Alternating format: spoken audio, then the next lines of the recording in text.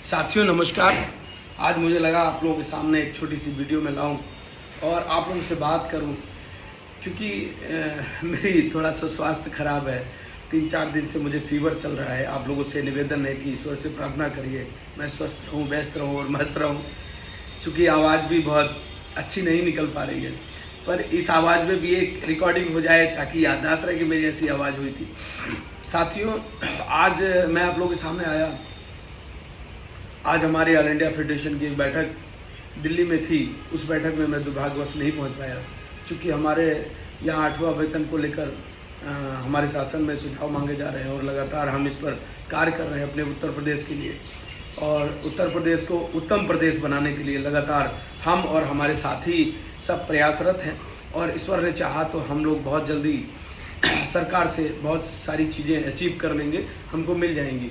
तो साथियों, इस संबंध में मेरे दिमाग में आया, मेरी एक बात हुई आंध्र प्रदेश के एक हमारे जो है साथी हैं, हमारे ऑल इंडिया में भी वरिष्ठ वाइस प्रेसिडेंट के रूप में हैं, और हमारे लगातार मैं अपने जनरल सेक्रेटरी माननीय श्री सतपाल जी से बात करता रहता हूँ। उनसे भी चीज़ें मिलती रहती हैं और वो बहुत अच्छे हैं, जानकार हैं। और जब मैं उनसे बात करता हूँ तो अच्छा लगता है कि बात करने से कुछ हमें जानकारियाँ मिल जाती हैं। साथियों, जैसा कि अभी मैंने देखा कि पूरे भारत में जितने भी राज्य हैं, हर राज्य में वाहन चालक का अलग अलग वेतनमान है, अलग अलग नियमावली है, अलग अलग तरीका है। हालांकि कार्य समान है और समान कार्य समान वेतन की मांग लगातार चल रही है, लेकिन ऐसा हो पाएगा नहीं हो पाएगा मैं नहीं जानता। वो बड़ा मुद्दा है। छोटे मुद्दे के हिसाब से ये है कि प्रदेश में आज उत्तर प्रदेश में अलग स्केल मिल रही है, दिल्ली में अलग मिल रही है, राजस्थान में अलग है, बिहार में अलग है, आंध्र प्रदेश में, तमिलनाडु में, केरल में, पुडुचेरी में, हिमाचल में, हर तरीके के राज्य, मतलब हर राज्य में हर तरीके की अलग अलग पे स्केल है। और शायद ही किसी राज्य को किसी राज्य के बारे में मालूम है कि उनको कितनी मिल रही है। हालांकि ये जो प्लेटफॉर्म हमको मिला ऑल इंडिया का, इस प्लेटफॉर्म के माध्यम से काफ़ी चीज़ें निकल कर आ गई, वरना मैं उत्तर प्रदेश का कोई हिमाचल प्रदेश से मैं उसको नहीं जानता और वो हमें नहीं जानते। तो हिमाचल प्रदेश के साथियों को क्या मिल रहा है, उत्तर प्रदेश के साथियों को क्या मिल रहा है, पुडुचेरी के साथियों को क्या मिल रहा है, हमें नहीं पता चलता या उन्हें नहीं पता चलता। तो मैं आपको बताना चाहता हूं कि नियमावली के तहत हमारे उत्तर प्रदेश में हमको जो स्केल मिलती है वो आपको मैं अभी हमारी नियमावली में जो हमारी स्केल है वो 5 है।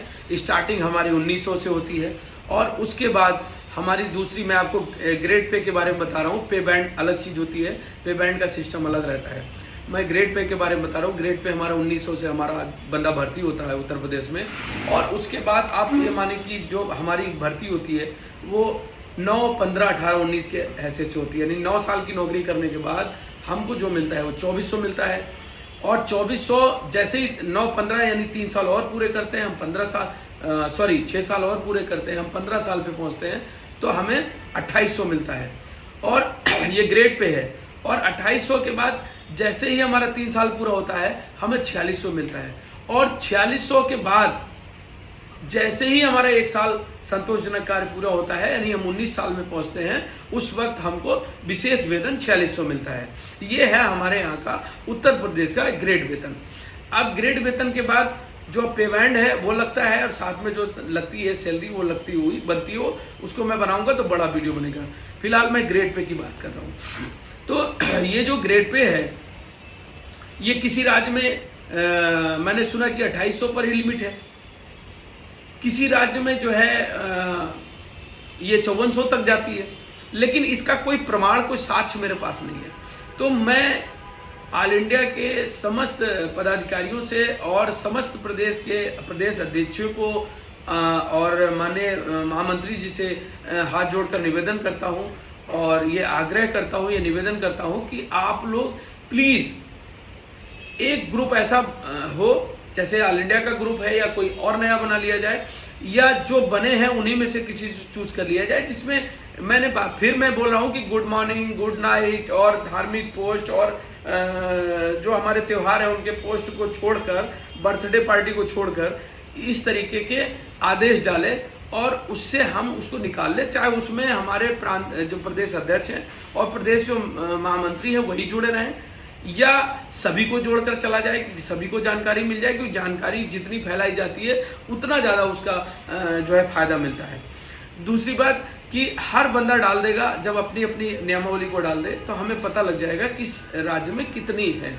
ये जो 8वां वेतनमान आ रहा है, इस 8वें वेतनमान में लगातार केंद्र सरकार बैठकें कर रही है, केंद्र सरकार सुझाव मांग रही है, और ये सुझाव जितना अच्छा जिसका जाएगा, जैसे बहुत से लोगों का कहना होगा अरे सुझाव है क्या करना है, पर सुझाव जिस संगठन का जितना अच्छा सुझाव जाएगा, सरकार उस पर उतने अच्छे तरीके से आपसे बैठक करेगी, मंथन करेगी, बातचीत करेगी, और जब हमको इस चीजें मालूम हो जाएंगी तो हम उस हिसाब से अपना सुझाव दे सकते हैं, या उस हिसाब से अपनी मांग तैयार कर सकते हैं, उस हिसाब से हम सरकार से अपनी बात रख सकते हैं।